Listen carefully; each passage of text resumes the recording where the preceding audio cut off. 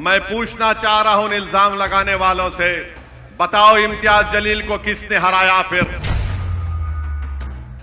बताओ इम्तियाज जलील की कामयाबी को रोकने के लिए किस किस ने कोशिशें नहीं की?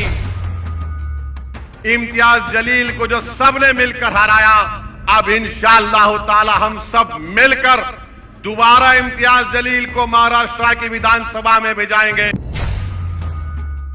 पिछले 10 साल से बीजेपी की सरकार दिल्ली में है और महाराष्ट्र में बीजेपी शिंदे और अजीत पवार की मिलीजुली सरकार है।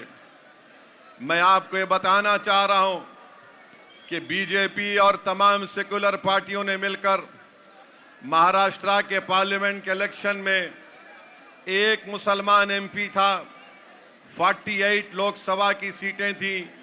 सब ने मिलकर ये कोशिशें की कि इम्तियाज जलील को दोबारा पार्लियामेंट में हम कदम रखने नहीं देंगे और एक ही 1 पॉइंट एजेंडा था कि महाराष्ट्र से कोई भी मुसलमान एमपी बनकर ना जाए दिल्ली को।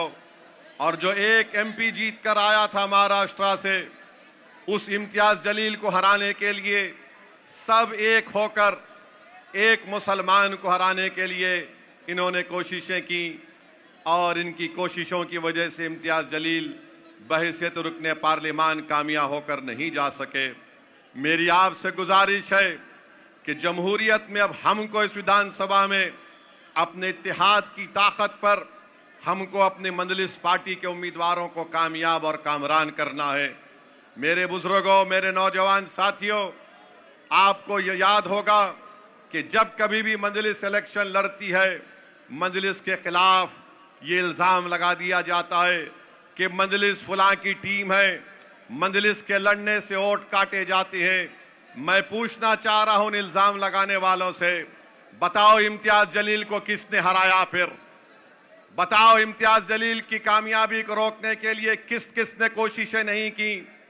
एक इम्तियाज जलील था जो पूरे महाराष्ट्र के दलितों के, मुसलमानों के, मजलूमों की आवाज भारत की लोकसभा में गूंजती थी और उस एक आदमी को हराने के लिए इन तमाम लोगों ने, तमाम पार्टीज ने मिलकर एक मुश्तरका मंसूबा बनाकर इम्तियाज जलील को शिकस्त देने के लिए उन्होंने कोशिशें की।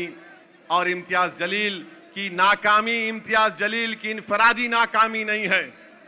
मंजलिस इत्तेहादुल मुस्लिमीन का एक एमपी नहीं जीता, ये सिर्फ मंजलिस का नुकसान नहीं है, बल्कि जो नुकसान महाराष्ट्र के गरीब और मजलूमों का है, महाराष्ट्र के गरीबों का है, महाराष्ट्र के दलित और मुसलमानों का है, जिनकी एक बेबाक आवाज को इन तमाम सियासी पार्टियों ने मिलकर, जो अपने आप को सेकुलर भी कहते हैं, जो कम्युनल भी हैं, इम्तियाज जलील की कामयाबी को रोका।